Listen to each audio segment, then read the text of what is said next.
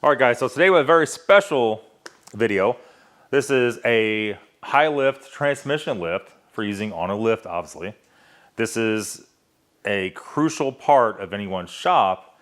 Now, we looked quite a while before we bought this one, and there is like eBay, Harbor Freight, all that crap. They all had horrible reviews, and they all was casters falling off, welds breaking, transmissions falling on the floor, people almost getting killed. And I thought, you know what? We just don't really want to go down that road. We have very expensive transmissions here we put up, we take out, and we're going to do the X6 immediately. Now we got this in, and that's a very heavy transmission with a transfer case. So I contacted redlinestands.com, and they sent me out this lift. This is 1,100 pound, the real freaking deal, boys. And it's got solid steel, let's say legs, and it got solid casters on it, so nothing's gonna come apart. There's a solid block of steel that everything goes into, and 24 mil bolts that holds it in. We have a safety chain on top to go over the top of it. We have all this stuff to clamp it all in place, and everything spins. This is a double tilt, so it tilts left and right and forward and backwards. So when you put it on the pan, you get it right on there, throw the strap, the chain over it, and you're good to go. Now this is where it gets a little bit special. This is the DT500, I can't remember nothing.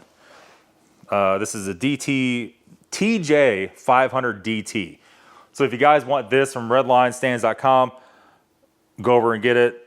They have a ton of other stuff. They also sell lifts, all kinds of other hydraulic pieces. Tell them Nathan sent you from Nathan's BMW Workshop, and that'll work out good for us. And then overall, very rigid construction. Like I said, this does go to 76 inches, and it is a very tall lift. This is 76 on two stage. Most of the other ones are only like 70-ish, and it's all foot pump related. Foot pump to go up.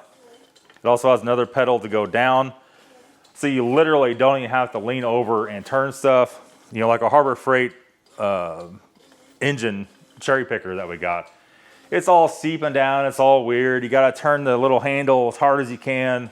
Then it still doesn't work, it's just odd. But this thing actually functions really good. You can see it's a pretty slow cylinder how big it is.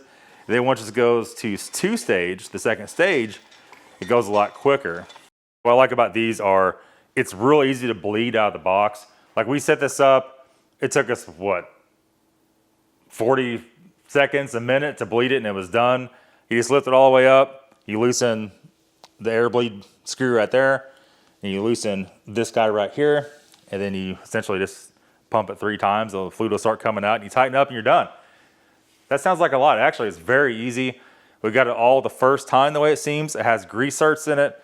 And also what I like about these, spin around without knocking over the Porsche, there's grease cert right there. And they sell rebuild kits for all the seals. And that was one thing about all this hydraulic stuff nowadays, you can't fix it. But this is different. You can actually rebuild this whole thing, and it's more of a, we'll call it a lifetime tool than just use it twice and it's falling apart and throw away tool.